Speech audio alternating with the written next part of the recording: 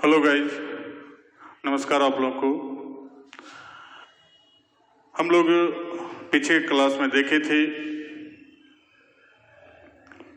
Colloidal solution का बनाने का तरीका देख रहे थे, जिसमें से दो पार्ट में बांटे थे। एक तो डिस्पर्सन मेथड था, दूसरा कंडेंसेशन मेथड था। तो डिस्पर्सन मेथड हम लोग स्टार्ट किए थे। अब उस डिस्पर्सन मेथड में से एक मेथड हम लोग पिछले क्लास में देख चुके हैं, बाय मैकेनिकल डिस्पर्सन। तो मैकेनिकल डिस्पर्सन हो चुका है। अब हम लोग को जो देखना है वो है इलेक्ट्रिकल डिस्पर्सन, पेप्टाइजेशन और अल्ट्रासोनिक डिस्पर्सन। तो ये तीनों मेथड को अभी हम लोग देख रहे हैं, फिर तब हम लोग जाके कंडेंसेशन मेथड को स्टार्ट करेंगे। तो स्टार्ट करते हैं, देखते हैं हम लोग।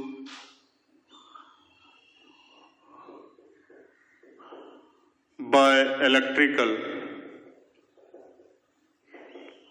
डिस्पर्सन मेथड,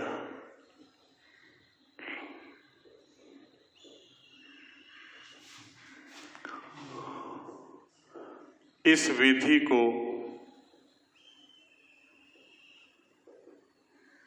ब्रेडिग आर्क मेथड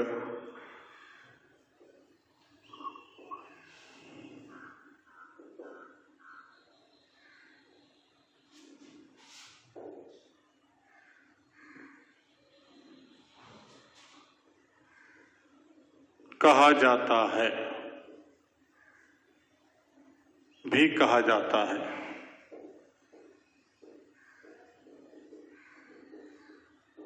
इसका दूसरा नाम है ब्रेडिग्स आर्क मेथड। इस विधि में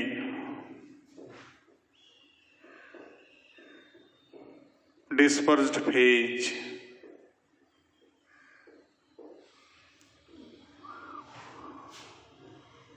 कहिए तो घुल्ल का दो प्लेट या रॉड लिया जाता है।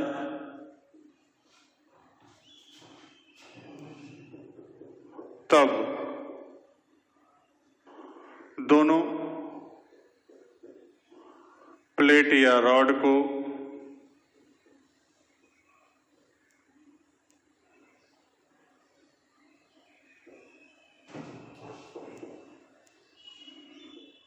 विद्युत परिपथ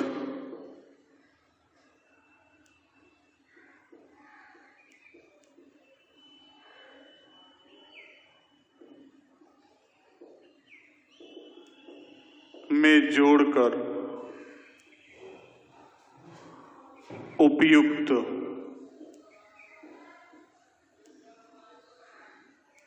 डिस्पर्सन मीडियम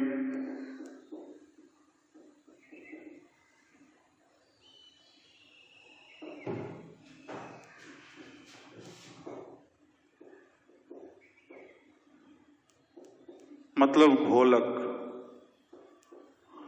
में डुबाया जाता है।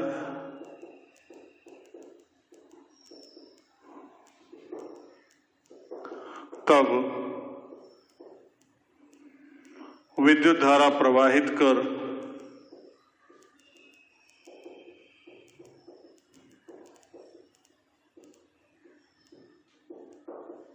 दोनों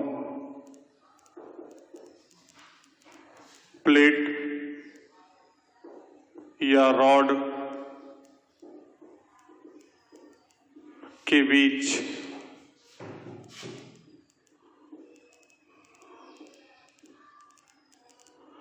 विद्युत चिनगारी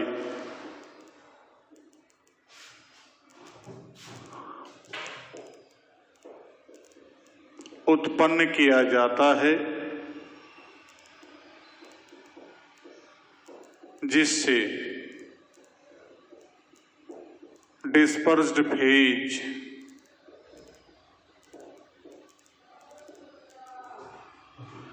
के कण विखंडित होकर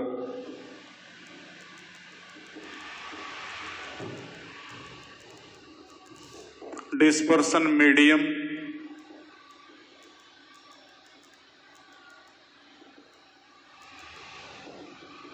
में घुलते जाते हैं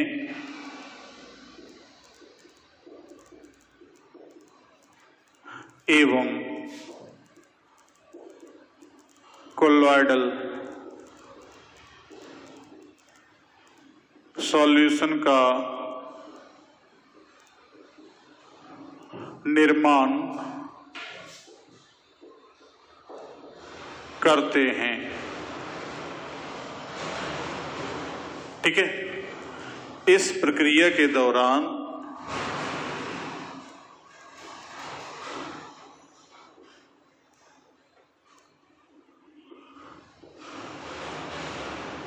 स्टेबलाइजर के रूप में, जो पिछले वाला टॉपिक में बताए थे,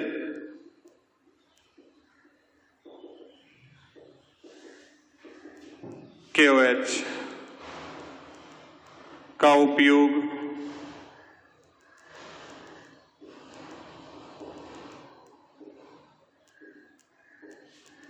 किया जाता है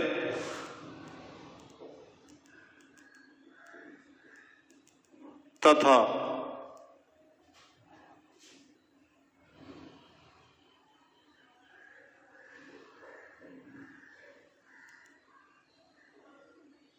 इस मिश्रण को या इस सिस्टम को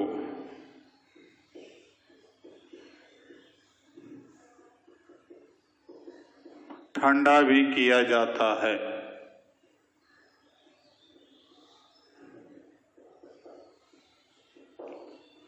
तो इतना सारा प्रोसेस का काम कंप्लीट करके तब जाकर के कोलाइडी विलयन का निर्माण किया जाता है। जस्ट फिगर देखते हैं तो समझ में आएगा इसमें क्या क्या होता है। लेकिन यहाँ दिमाग में रखना है कि जिस डिस्पर्स्ड फेज, जिसको घुल्ली को घुलाना है, उसका 2 ठो प्लेट या रॉड लेकर के विद्युत परिपथ में जोड़ेंगे और विद्युत परिपथ में जोड़ करके, ये 2 रॉड है, इसको विद्युत परिपथ में जोड़ दिए और डिस्पर्सन मीडियम में घुला दिए, मैंने डुबा दिए। और डुबाने के बाद इसमें चिंगारी उत्पन्न करते हैं। जब इसको रगड़ते हैं, चिंगारी उत्पन्न करते हैं, तो यहाँ पर जो चिंगारी उत्पन्न होगा तो इसका पार्टिकल टूट टूट करके जो घोलक लिए हैं उसमें घुल करके कोलॉइडल सॉल्यूशन का निर्माण करेगा।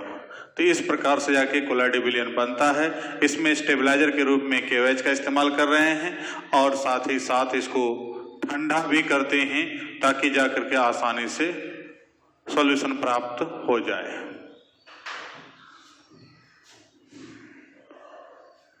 अब इसका फिगर देख लेते हैं।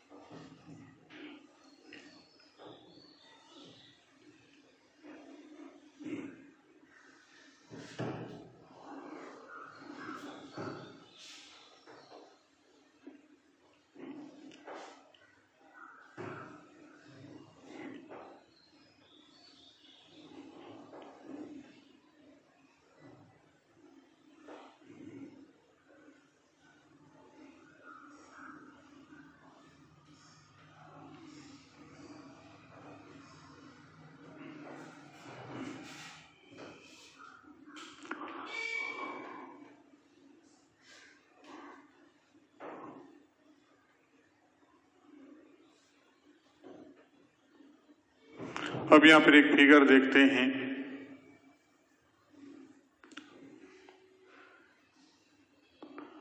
अब यहाँ पर डिस्पर्स्ड फेज का रॉड या प्लेट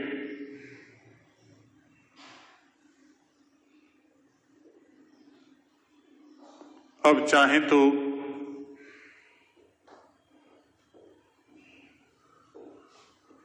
इस बर्तन को एक अलग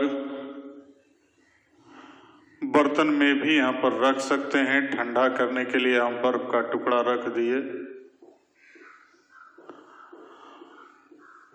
आई से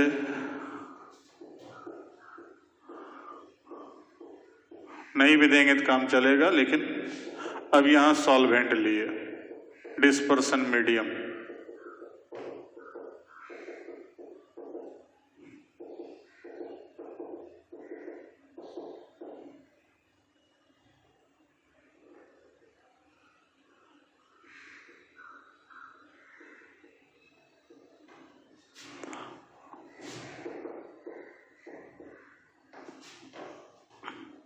तो यहां ये आइस,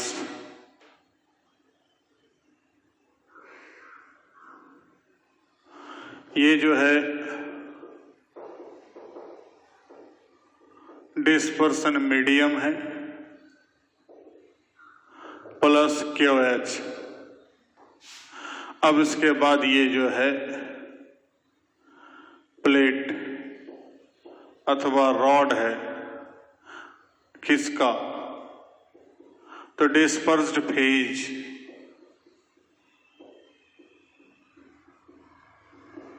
तो डिस्पर्स्ड फेज का प्लेट या रॉड लेकर के अब उसके बाद यहां चिनगारी उत्पन्न कर रहे हैं। तो सारा पार्टिकल इसका टूट टूट करके इसमें घुलेगा और घुल करके कोलाइडी विलयन का निर्माण करेगा। तो ये तरीका है जाकर के कोलाइडल सॉल्यूशन बनाने का, ब्रेडिक्स आर्क मेथड का। इसी कहते हैं इलेक्ट्रो डिस्पर्सन मेथड है ये। इसमें जाकर के जो है कि इलेक्ट्रिक करंट का सदुपयोग करके उसके बाद चिनगारी उत्पन्न करते हैं।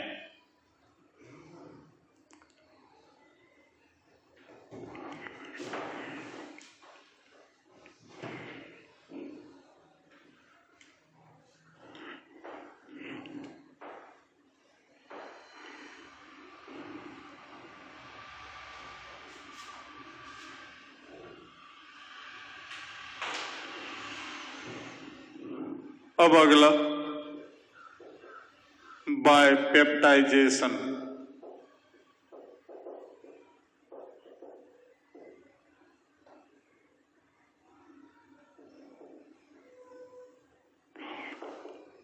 पेप्टीकरण कहता है कि कभी कभी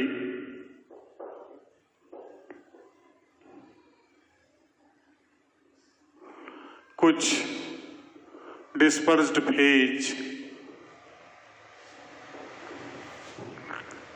किसी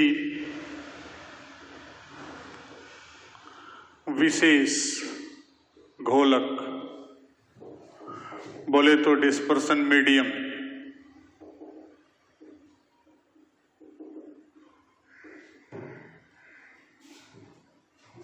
में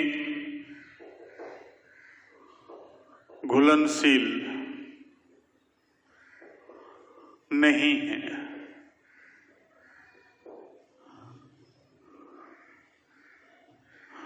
नहीं रहते हैं, तब किसी विशेष वैद्युत अपघट्य के उपस्थिति में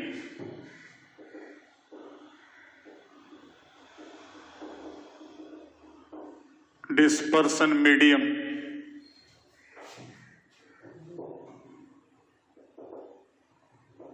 में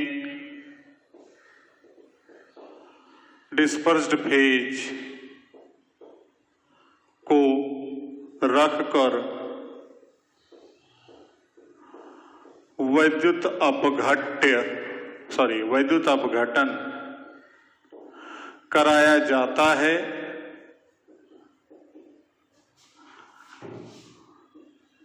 तो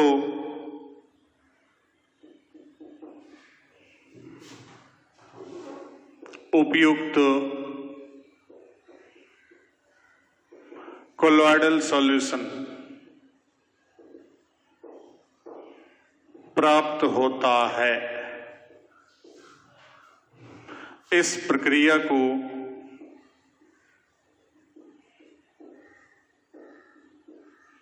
पेप्टीकरण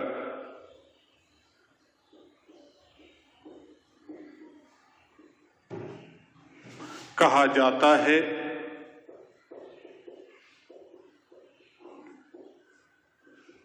जबकि उपयोग में लाए गए वैद्युत अपघट्य को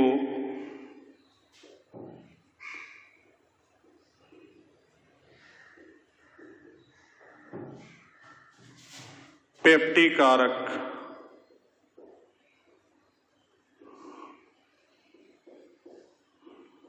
पेप्टाइजिंग एजेंट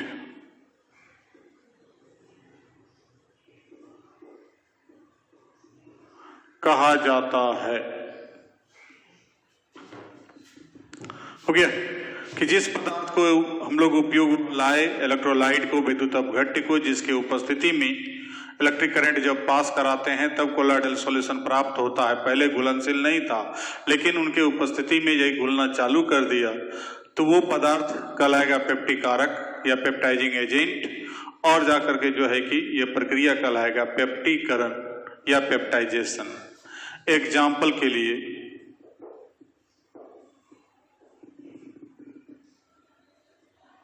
जब FeOH3 का जलीय घोल FeCl3 के उपस्थिति में विद्युत अपघटन के पश्चात तैयार किया जाता है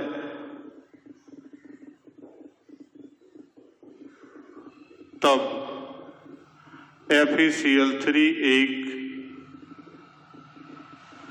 पेप्टिकारक के रूप में कार्य करता है। इसी प्रकार से अब दूसरा एग्जाम्पल देखते हैं। CDS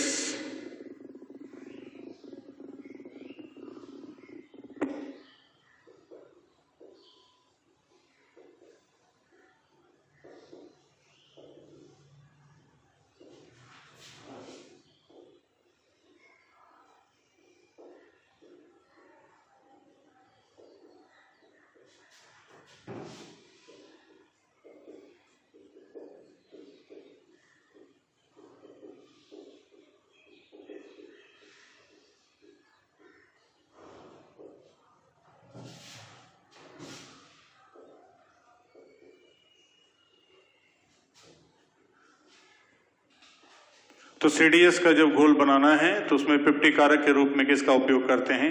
H2S का उपयोग करते हैं।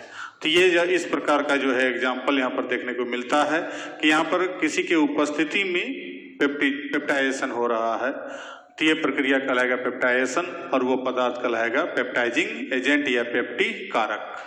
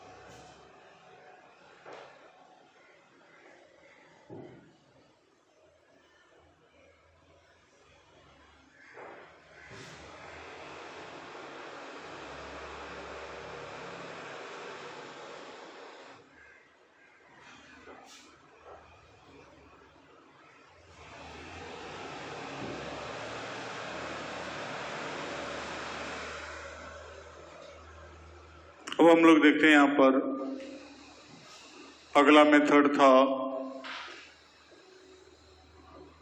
Bye ultrasonic dispersion.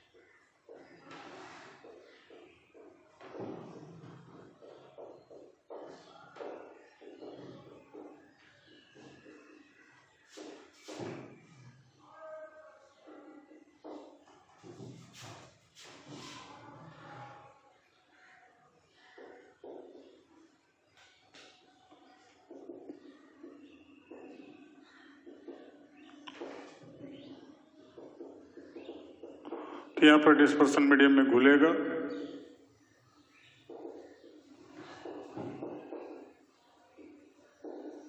घुल जाता है तथा कोलोइडल सॉल्यूशन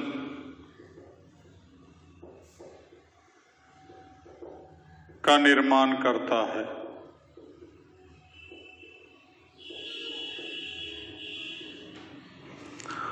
तो ये जाकर के जो है अल्ट्रासोनिक वेव के द्वारा, अल्ट्रासोनिक तरंग के द्वारा कोलोइडल सॉल्यूशन का निर्माण किया जाता है, जो बहुत पहले लगभग 1972 ईस्वी के आसपास इस मेथड का इस्तेमाल जो है किया गया था। तो वहाँ पर जाकर जो है कि हमको यहाँ कोलोइडल सॉल्यूशन बनाने के लिए अल्ट्रासोनिक वेव, अल्ट्रासोनिक तरंग जो है उसका इस्तेमाल करके हाई फ्रीक्वेंसी वाला तरंग लेकर के जब उस डिस्पर्स्ड फेज और डिस्पर्सन मीडियम के मिश्रण से होकर गुजारा जाता है तो उस तरंग के वाइब्रेशन से पार्टिकल टूट टूट करके क्या होता है, घुल जाता है। तो ये प्रोसेस का भी इस्तेमाल किया जाता है।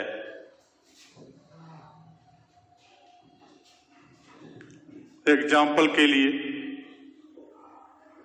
क्वार्ट्ज क्रिस्टल का कोलोइडल सॉल्यूशन इसी विधि के द्वारा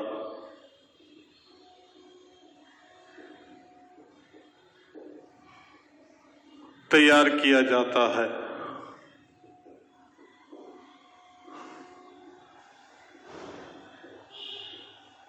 तो ये था अल्ट्रासोनिक डिस्पर्सन मेथड। अब हम लोग जस्ट देखते हैं अगला टॉपिक। ये था अभी तक जो हम लोग देख रहे थे डिस्पर्सन मेथड में 4 मेथड देखे। एक पिछले क्लास में देखे थे मैकेनिकल डिस्पर्सन, आज देखे इलेक्ट्रिकल डिस्पर्सन, और उसके बाद फिर जाकर के पेप्टाइजेशन और ये जो है कि अल्ट्रासोनिक डिस्पर्सन। तो ये चारों मेथड से हम जाकर उसको विघटित करके बड़े बड़े पार्टिकल को छोटे छोटे पार्टिकल के रूप में चेंज करके कोलोइडल सॉल्यूशन तैयार करते हैं। अब देखते हैं इसका अपोजिट। जब छोटा पार्टिकल हो तो उसको बड़े पार्टिकल के रूप में कन्वर्ट करना है, तो उसके लिए कंडेंसेशन मेथड। जस्ट आगे देखते हैं, इसको लिखिए पहले।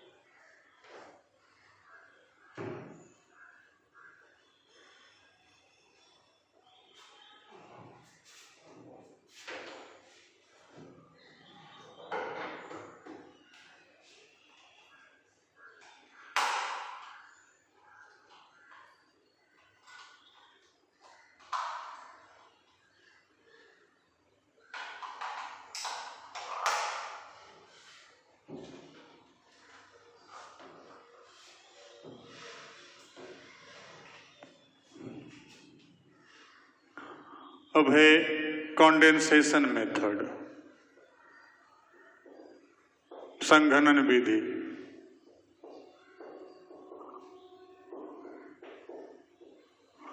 जब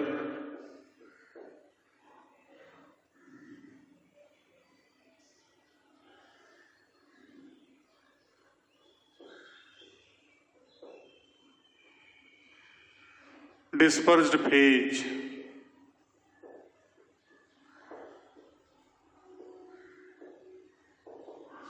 के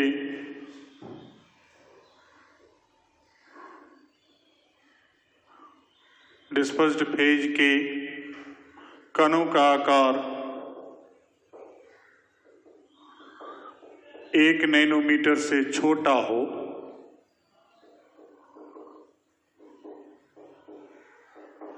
तब इन कणों को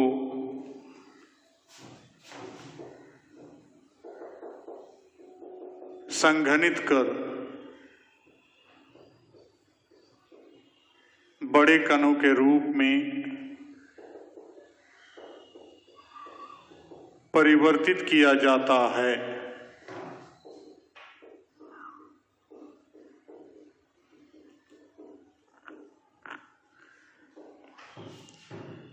तब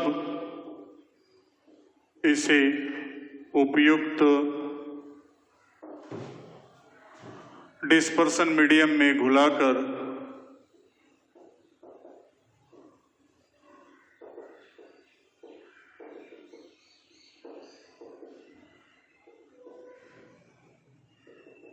कोलॉइडल सॉल्यूशन तैयार किया जाता है।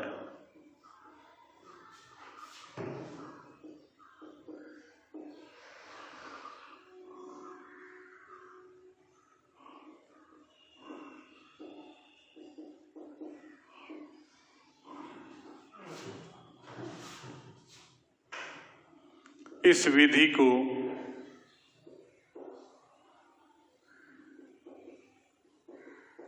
संघनन विधि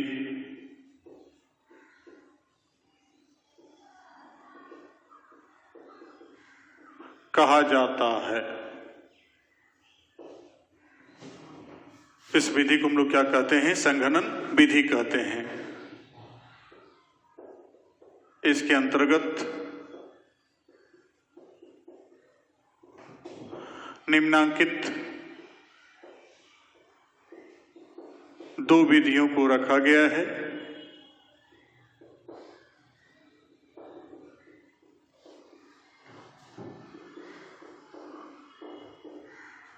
एक फिजिकल मेथड, भौतिक विधि,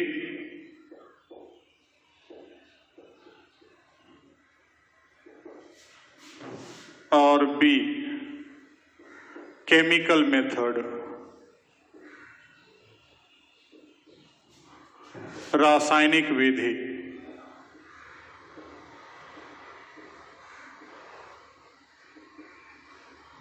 अब हम लोग लेके चलते हैं फिजिकल मेथड को।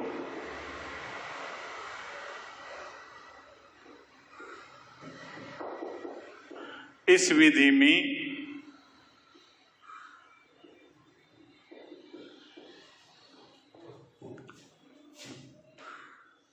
डिस्पर्स्ड फेज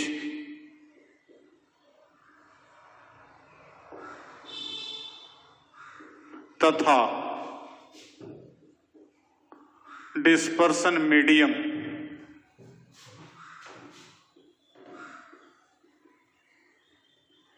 के बीच कोई रासायनिक प्रतिक्रिया नहीं कराया जाता है,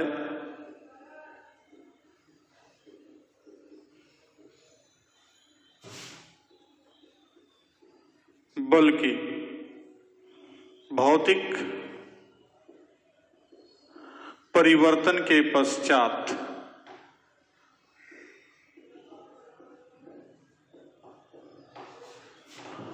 विलयन प्राप्त होता है। इसके लिए निम्नांकित अलग अलग तरीके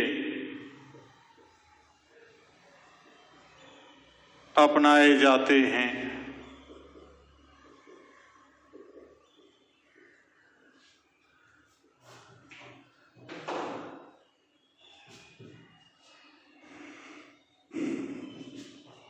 मतलब यहाँ दो मेथड है, फिजिकल मेथड और chemical method.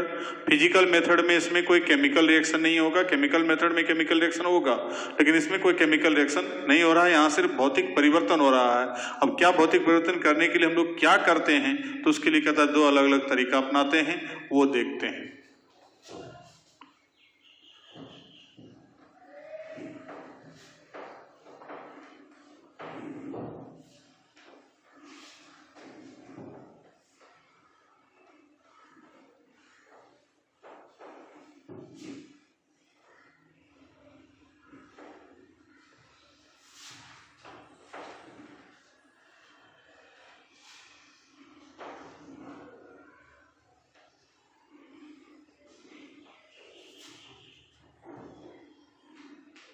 A number by exchange of solvent। जब कोई डिस्पर्स्ड फेज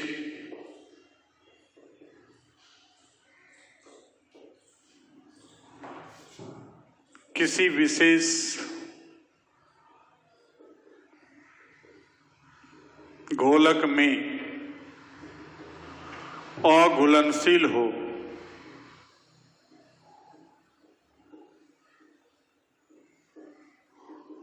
तब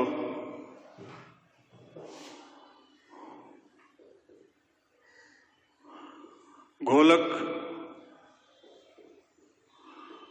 परिवर्तित कर घोल तैयार किया जा सकता है।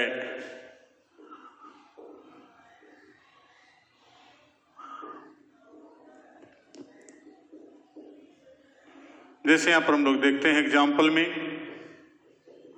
सल्फर तथा फास्फोरस जल में अघुलनशील है,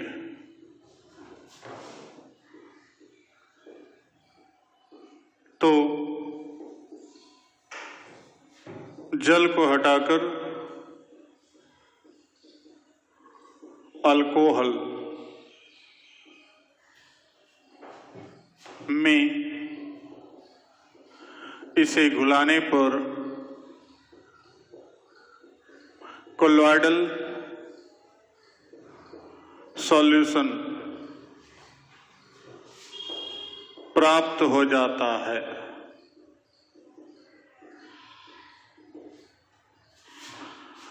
तो जल में जो है सल्फर और फास्फोरस क्या है, घुलनशील नहीं है। तो वैसे स्थिति में उससे बचने के लिए हम लोग क्या करते हैं कि इस जल को हटा दिए और अल्कोहल ले आए। अल्कोहल को लाने के बाद वो उसमें आराम से घुलनशील हो, घुल करके कोलॉइडल सॉल्यूशन, मतलब यहाँ पर क्या हो गया, सॉल्वेंट को चेंज कर दिए। तो सॉल्वेंट को चेंज करके हम कोलॉइडल सॉल्यूशन तैयार कर सकते हैं। दूसरा, बाय इंक्रीजिंग टेम्परेचर, तापक्रम बढ़ा करके।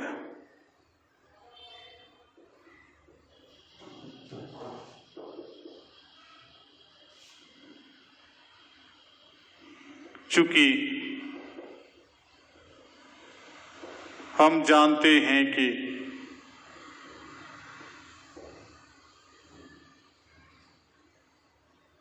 घुलनशीलता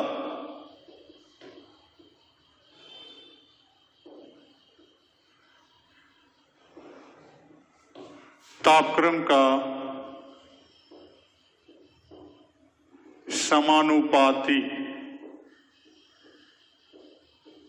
होता है, अतः कभी कभी तापक्रम को बढ़ाकर डिस्पर्स्ड फेज को आसानी से घुलाकर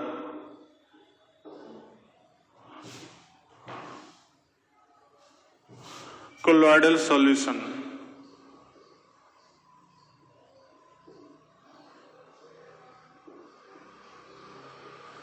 तैयार किए जाते हैं।